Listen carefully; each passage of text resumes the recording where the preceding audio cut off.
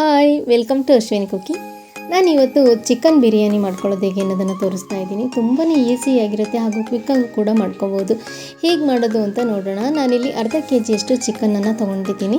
ಇದಕ್ಕೆ ಒಂದು ಮಸಾಲವನ್ನು ಪ್ರಿಪೇರ್ ಮಾಡಲಿಕ್ಕೆ ಒಂದು ಮಿಕ್ಸಿ ಜಾರ್ಗೆ 2 ಟೇಬಲ್ ಸ್ಪೂನಷ್ಟು ಧನಿಯಾ ಬೀಜ ಹಾಗೂ 1 ಟೇಬಲ್ ಸ್ಪೂನಷ್ಟು ಕಾಳು ಮೆಣಸನ್ನು ತೊಗೊಂಡಿದ್ದೀನಿ.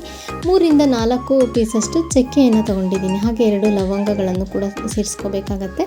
ನಂತರದಲ್ಲಿ ನಾನು 1 ಟೇಬಲ್ ಸ್ಪೂನಷ್ಟು ಸೋಂಪು ಕಾಳನ್ನು ಕೂಡ ಸೇರಿಸ್ಕೊತಾ ಇದ್ದೀನಿ. ಹಾಗೆ ನಾನಿಲ್ಲಿ 4 ಲವಂಗವನ್ನು ಕೂಡ ಸೇರಿಸ್ಕೊತಾ ಇದ್ದೀನಿ. ಹಾಗೆ 1 ಟೇಬಲ್ ಸ್ಪೂನಷ್ಟು ಗಸಗಸೆ. ನೀವು ಬೇಕಂದರೆ ಈ ಟೈಮ್ನಲ್ಲೇ ಮೊಗ್ಗು ಮತ್ತು ಫ್ಲವರ್ಸನ್ನು ಕೂಡ ಸೇರಿಸ್ಕೋಬೋದು. ನಾನು ಯಾವುದನ್ನು ಕೂಡ ಸೇರಿಸ್ತಾ ಇಲ್ಲ, ಹಾಗೇ ಮಾಡಿ ತೋರಿಸ್ತಾ ಇರ್ತಕ್ಕಂಥದ್ದು.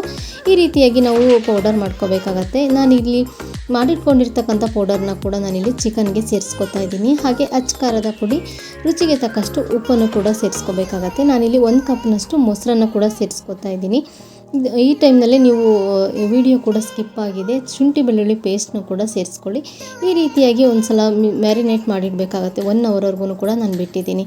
ನಂತರದಲ್ಲಿ ಒಂದು ಕುಕ್ಕರ್ಗೆ 2 ಟೇಬಲ್ ಸ್ಪೂನಷ್ಟು ತುಪ್ಪ ಹಾಗೆ 3 ಟೇಬಲ್ ಸ್ಪೂನಷ್ಟು ಎಣ್ಣೆಯನ್ನು ಕೂಡ ಸೇರಿಸ್ಕೊಂಡು ಇಲ್ಲಿ ನಾನು ಮಸಾಲ ಪದಾರ್ಥವನ್ನು ಸೇರಿಸ್ತಾ ಇದ್ದೀನಿ. ಚಕ್ಕೆ, ಲವಂಗ, ಏಲಕ್ಕಿ ಹಾಗೆ ಪಲಾವ್ ಎಲೆ ಹಾಗೂ ಕಸ್ತೂರಿ ಮೆಂತೆಯನ್ನು ಸೇರಿಸ್ತಾ ಇದ್ದೀನಿ. 4 ಹಸಿರು ಮೆಣಸಿನಕಾಯಿಗಳನ್ನು ಕೂಡ ಸೇರಿಸ್ಕೊಂಡಿದ್ದೀನಿ.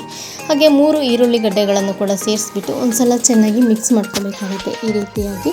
ಹಾಗೆ ನಾನಿಲ್ಲಿ 2 ಟೊಮೊಟೊವನ್ನು ಕೂಡ ಸೇರಿಸ್ಕೋಬೇಕಾಗತ್ತೆ. ಇದಿಷ್ಟನ್ನು ಕೂಡ ಸೇರಿಸ್ಬಿಟ್ಟು ಒಂದು ಸಲ ಚೆನ್ನಾಗಿ ಮಿಕ್ಸ್ ಮಾಡ್ಕೋಬೇಕಾಗತ್ತೆ. ಹಾಗೆ ನಾನಿಲ್ಲಿ 1 ಕಟ್ಟಷ್ಟು ಕೊತ್ತಂಬರಿ ಹಾಗೂ 1 ಕಟ್ಟಷ್ಟು ಪುದೀನವನ್ನು ಕೂಡ ಸೇರಿಸ್ಕೊತಾ ಇದ್ದೀನಿ.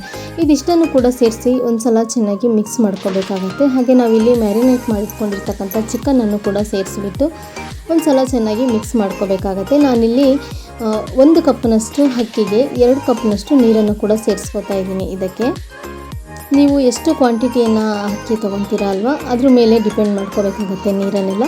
ನಾನಿಲ್ಲಿ ರುಚಿಗೆ ತಕ್ಕಷ್ಟು ಉಪ್ಪನ್ನು ಕೂಡ ಸೇರಿಸ್ಕೊತಾ ಇದ್ದೀನಿ. ಉಪ್ಪನ್ನು ನೋಡಿಬಿಟ್ಟು ಸೇರಿಸ್ಕೊಳ್ಳಿ. ಆಲ್ರೆಡಿ ಚಿಕನ್ಗೂ ಕೂಡ ನಾವು ಉಪ್ಪನ್ನು ಸೇರಿಸಿರ್ತೀವಲ್ವ, ಹಾಗಾಗಿ ನಾನಿಲ್ಲಿ ರೈಸ್ಗೆ ಮಾತ್ರ ಉಪ್ಪನ್ನು ಸೇರಿಸ್ತಾ ಇರ್ತಕ್ಕಂಥದ್ದು.